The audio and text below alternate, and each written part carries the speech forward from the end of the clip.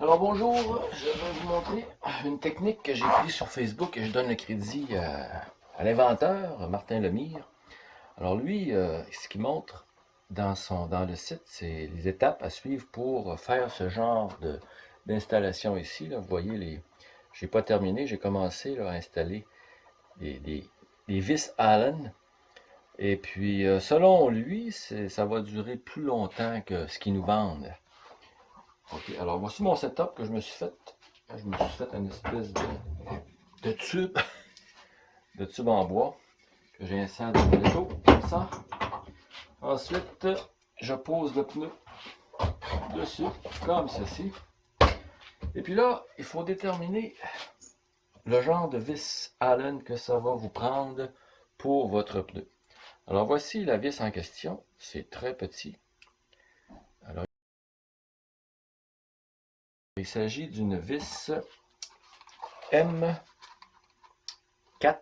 0.7 6 mm que vous trouvez chez un vendeur spécialisé de vis. Moi, ici au Saguenay, j'ai pris ça chez YG Boulon.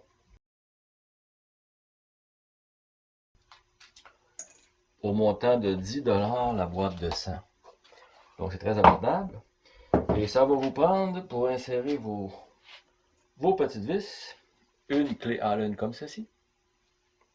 Alors, moi, je me suis fait une poignée avec mon imprimante 3D. Alors, la clé Allen, je l'ai insérée par le haut, comme ça ici, là, à l'intérieur. Puis ça va vraiment bien pour visser la chose. Vous allez avoir besoin aussi de colle Gorilla.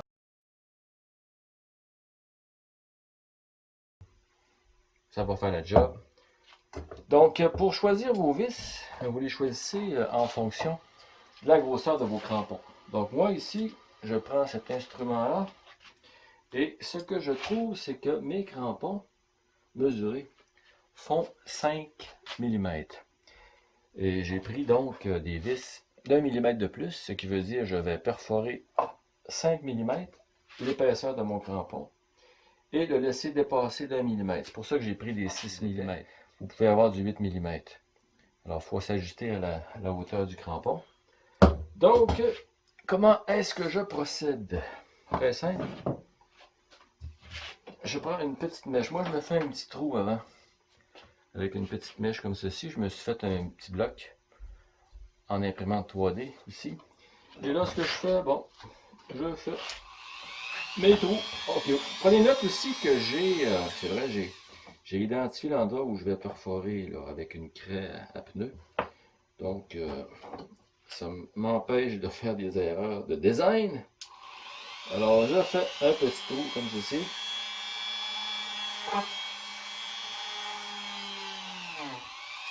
On fait un autre là. Un autre là. Un autre ici. Un autre là. Etc.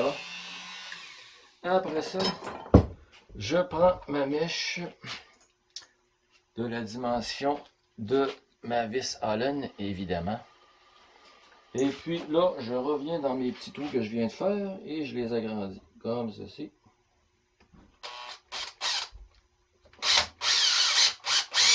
Ça va beaucoup mieux. Pour celui-là, je l'ai posé. Quand on ne fait pas le petit trou avant, c'est un petit peu plus dur. Alors voilà, mes trous sont faits. Donc, je prends ma poignée, je prends ma vis Allen comme ceci. Je prends ma colle. Ma colle est collée. Alors, avec une belle paire de pinces, je viens de défaire mon bouchon.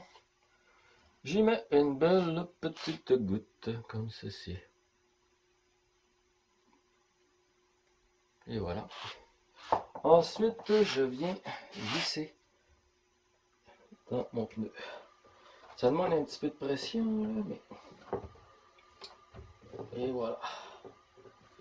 Alors, voici le résultat que ça donne. Alors, je viens de faire celui-là ici. Vous voyez la hauteur. Et notez qu'à l'intérieur, il n'y a aucune trace. Alors aussi, là, l'intérieur, ça n'a pas passé au travers. Donc, c'est une bonne technique. Il va me rester maintenant à finir, évidemment, puis à vérifier si ça va tenir plus que les pneus qu'ils nous vendent déjà cloutés. Alors, c'est pas plus compliqué que ça.